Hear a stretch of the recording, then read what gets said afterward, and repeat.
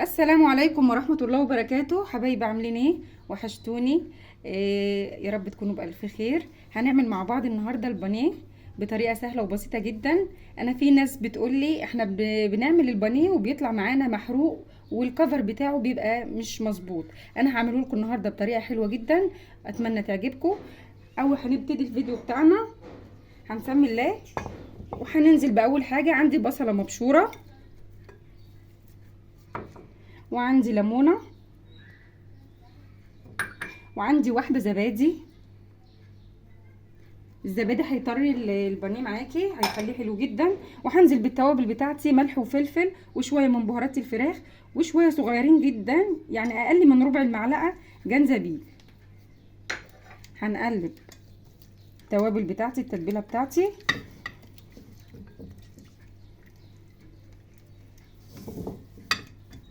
وهنزل بالفراخ وهسيبها في التتبيله لمده ساعه. وهقول لك بقى الكفر بتاع البانيه ازاي بيبقى حلو معاكي.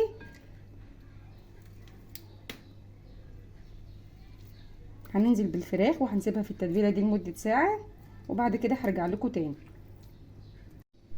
بعد البانيه بتاعي ما اتبل ساعه، عندي عدد بيضايه واحده، وعندي شويه من اللبن، وهنزل بشويه من الملح والفلفل رشه بسيطه، وهنقلبهم مع بعض.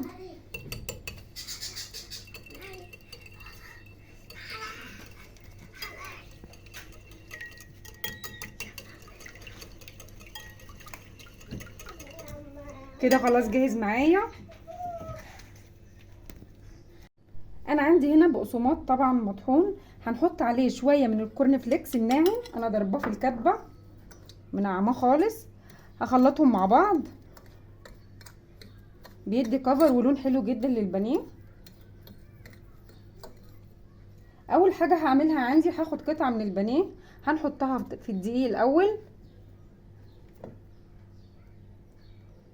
ده اللي هيدي كفر حلو جدا للبانيه بتاعك. وبعد كده هننزل في البيض واللبن. بسم الله الرحمن الرحيم. وبعد كده هننزل في البقسماط. عايزه تحطي بقسماط بس مفيش مشكله، هيديكي كفر حلو برضو.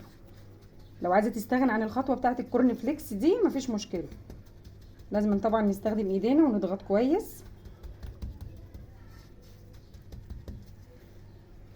هنخلص بقى كل الكميه بتاعتنا وارجع لكم تاني.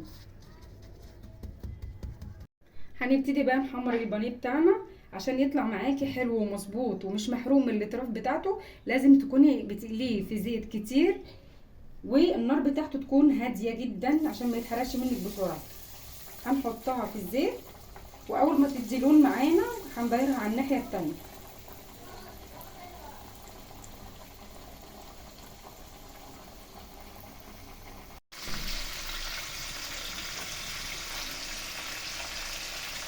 شايفين لون البانيه ما شاء الله؟ شايفين الكفر بتاعه؟ بسم الله ما شاء الله، روعه.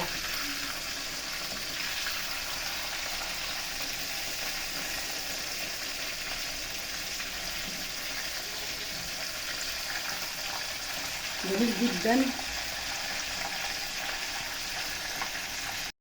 عملنا معاكم النهارده البانيه بتتبيله جميله وشكل ولون رائع. اتمنى يكون فيديو النهارده عجبكم. ما تنسونيش في لايك وشير. كان معاكم نورة وليد، انتظروني ان شاء الله في فيديو جديد. اشوفكم على الف خير، والسلام عليكم ورحمه الله وبركاته.